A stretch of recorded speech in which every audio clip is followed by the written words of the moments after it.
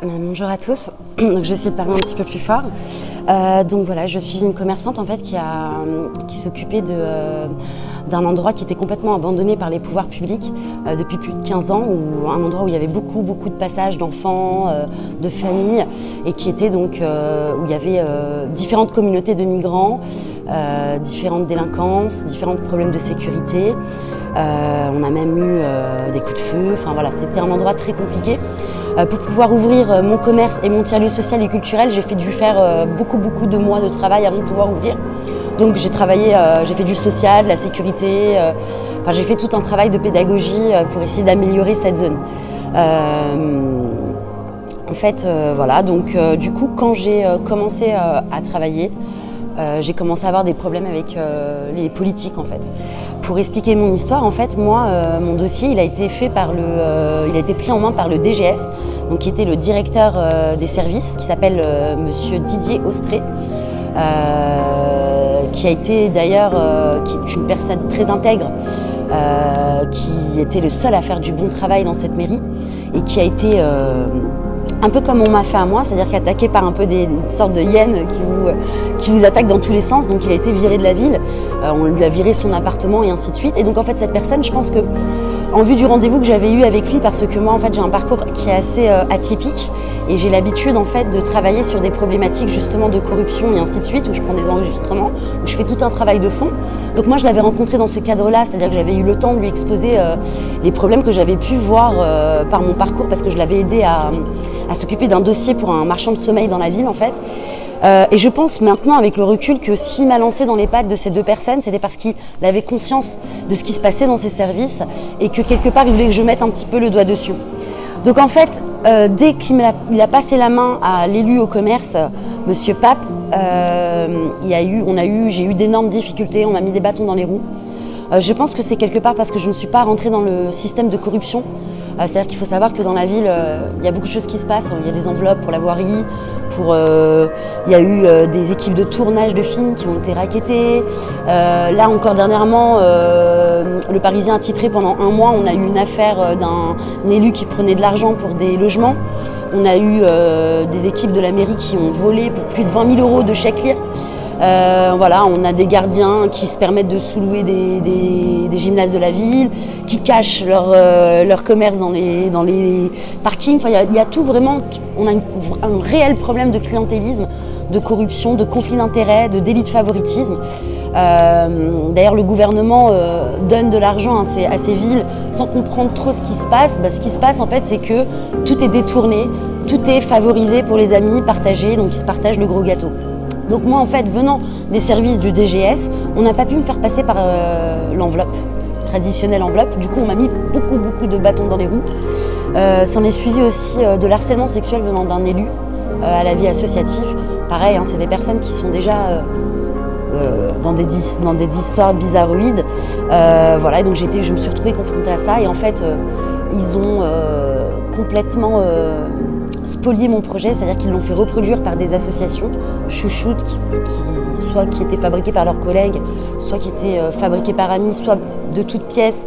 On a un peu des associations où on utilise un peu la misère pour essayer de brasser de l'électorat en fait finalement. Donc on se retrouve avec des associations complètement liées à la mairie, donc ça va jouer sur les subventions, sur l'électorat et sur toutes ces parties-là. Et en fait, donc quand vous venez naïvement avec une association où vous voulez juste faire du bien, vous avez tous ces gens-là qui se forment en boule contre vous.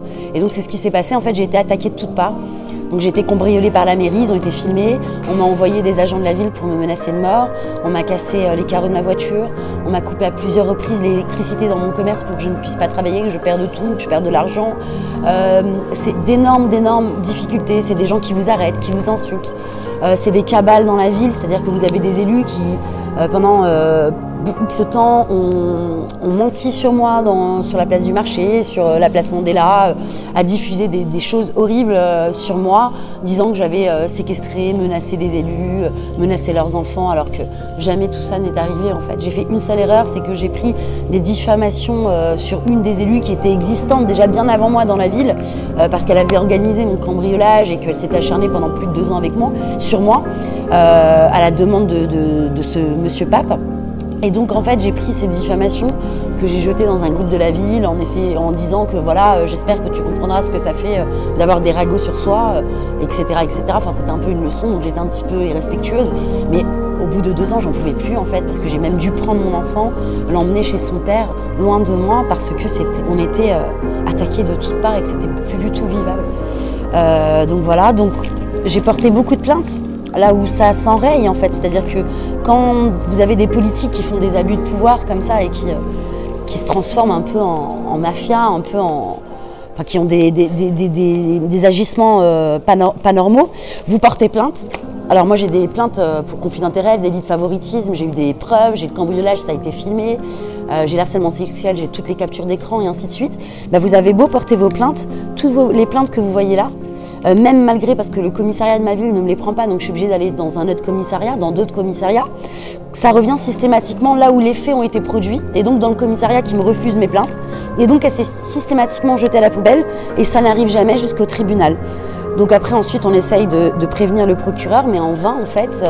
Donc on vous prend les excuses du coronavirus, du retard de la justice, et ainsi de suite. Mais par contre, eux, ils ont des dates. C'est-à-dire qu'ils ont réussi à avoir un référé, et le référé, c'est le trottoir nous appartient, on le récupère. Et je ne peux pas faire jouer tous les éléments de fond, et surtout tout ce qu'ils m'ont fait subir. La spoliation de mon projet. Donc en fait, il faut savoir que moi, je leur ai proposé un projet sur 10 pages. Tout ce qui est surligné a été volé, soit par leurs associations déjà présentes, soit par le projet qu'ils ont fait recopier par un architecte 2 ans après que moi, je leur ai proposé ce projet et que j'ai fait le travail de déblayer l'emplacement qui était complètement abandonné et que personne ne voulait, parce qu'il y avait des commerçants qui avaient déjà essayé de se poser là-bas et qui avaient fui face à la problématique. Et une fois que moi, j'ai réussi, voilà, donc ils se sont dit, ben, finalement, l'emplacement est idéal. Et donc, ils l'ont recopié dans une étude. Donc ça, c'est mon emplacement. Ils ont retiré mon camion, ma caravane, ils ont mis des préfabriqués. Mais par contre, ils font les mêmes ateliers que moi. Ateliers de yoga, concerts, espace polyvalent, agriculture urbaine. Et ils disent que c'est un signal urbain inédit. Donc comme si je n'avais jamais existé, comme si je n'avais jamais fait de cours de yoga, comme si je ne faisais pas des ateliers de relooking pour les femmes en réinsertion, comme si je ne faisais pas des ateliers studio pour les jeunes, comme si on ne faisait pas on ne vendait pas des graines, on ne militait pas pour les semences paysannes et ainsi de suite. On essaye aussi de faire des ateliers d'hydroponie pour que les enfants découvrent l'hydroponie. Enfin, on essaye de faire plein de choses et surtout d'apporter de la culture et du rêve dans des endroits qui sont complètement abandonnés par nos pouvoirs publics parce que les organes vitaux que sont les mairies dans notre État dilapident ces subventions et on se retrouve avec des associations et des choses qui sont systématiquement que de l'entre-soi. Et donc vous avez toute une partie de la population qui n'y accède pas. Voilà, donc comme si ça ne suffisait pas, avec tout ce qu'ils m'ont fait subir, ils se sont attaqués aussi donc, par les impôts. Donc on m'a demandé des taxes d'habitation de 900 € alors que je suis avec une petite fille au RSA. On m'a harcelée, on a ponctionné mon compte plus de 4-5 fois, donc il faut savoir que mon compte est vide. Donc la banque me prend des frais de plus de 100 € donc à chaque fois je me retrouve avec mon RSA qui est bouffé par ces ponctions. Et en fait surtout en 2 ans, donc il faut savoir que je suis dans un HLM. Ils me font passer pour des dettes de 500-800 €. Donc d'un côté, ils organisent mon insolvabilité en m'empêchant de travailler. Et là, c'est tout ce qu'ils m'ont fait comme procédure pour mon appartement en plus de 2 ans. Voilà.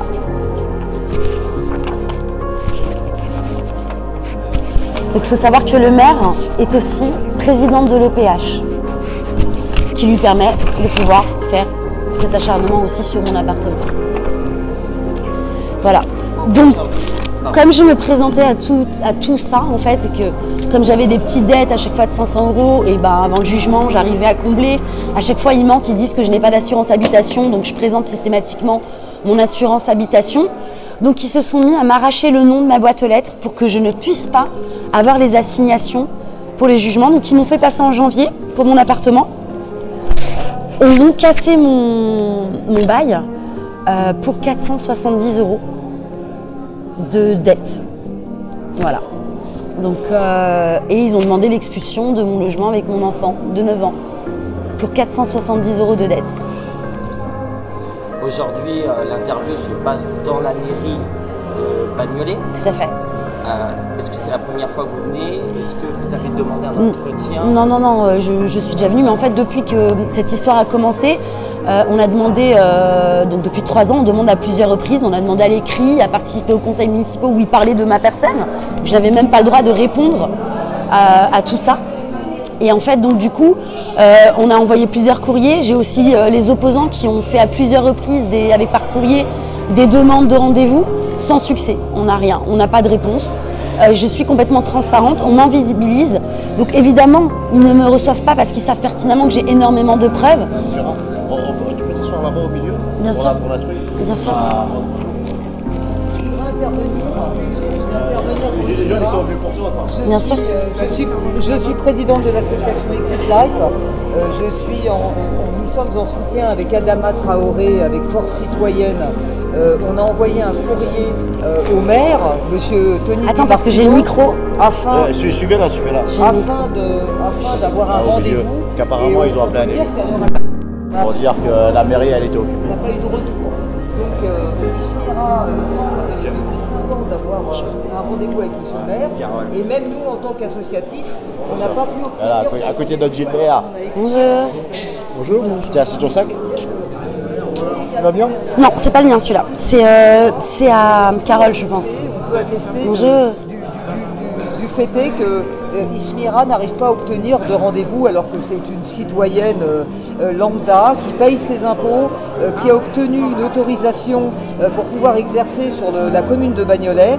Et à l'heure actuelle, on veut lui retirer cette autorisation alors que, comme elle le disait précédemment, elle a nettoyé, elle en a fait un lieu culturel, elle a apporté sa patte à la mairie de Bagnolet et maintenant on tente de lui voler son tiers-lieu culturel et afin de lui prendre ses idées pour se les accaparer et les garder pour soi. Voilà.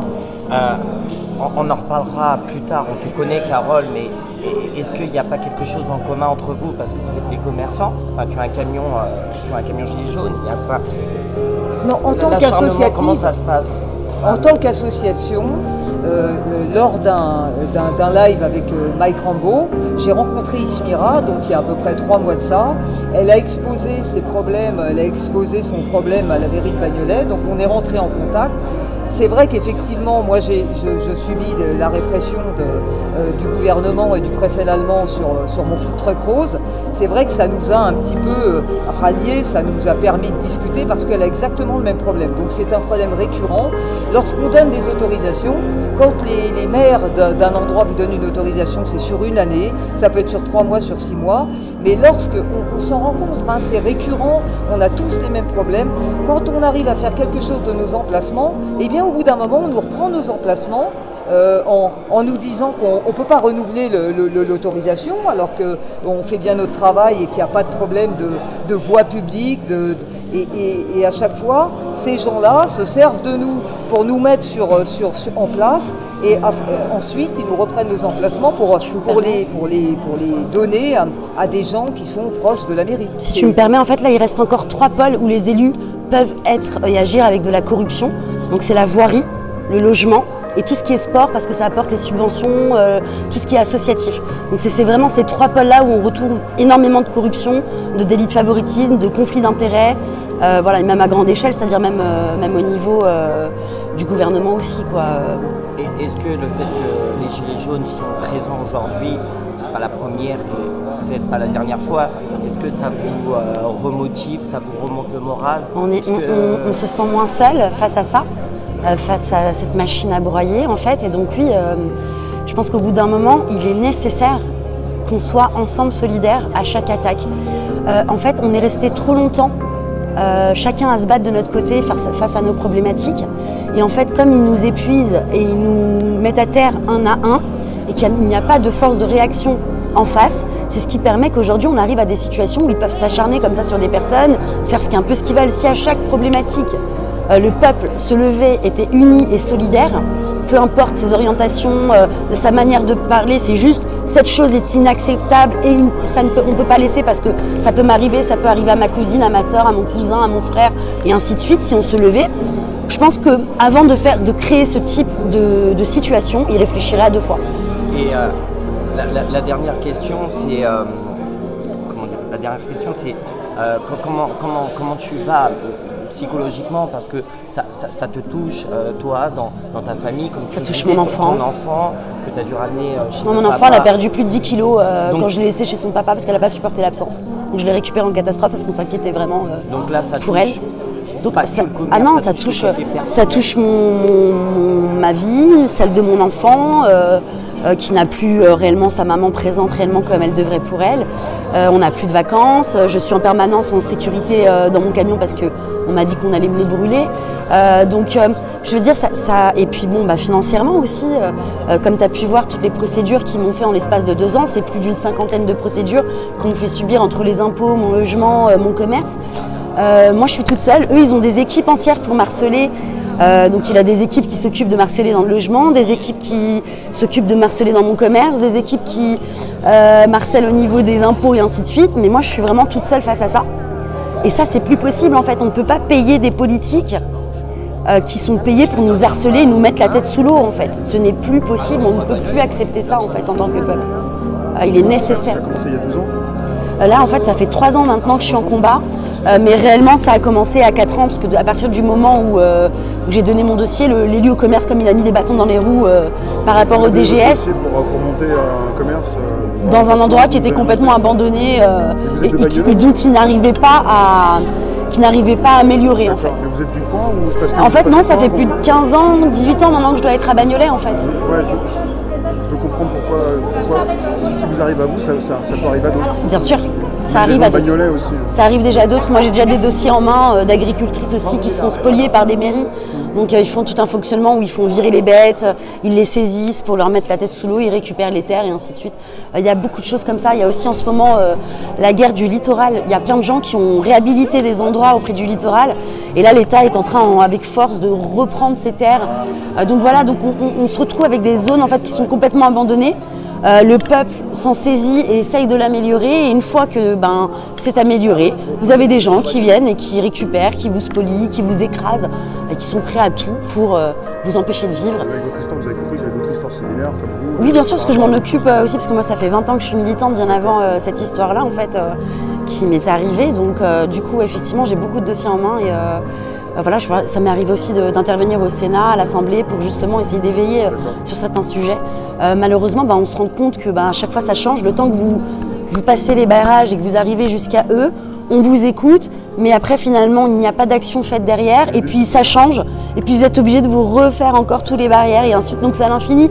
Donc finalement si on n'écoute pas les acteurs du terrain et ceux qui remontent les problématiques, c'est que réellement, concrètement, on ne veut pas changer les choses quelque part. Au début, ça se passe bien, c'est pas une vengeance personnelle en fait. Pas du tout. Pas du tout. Non, j'ai de l'amour pour cette ville.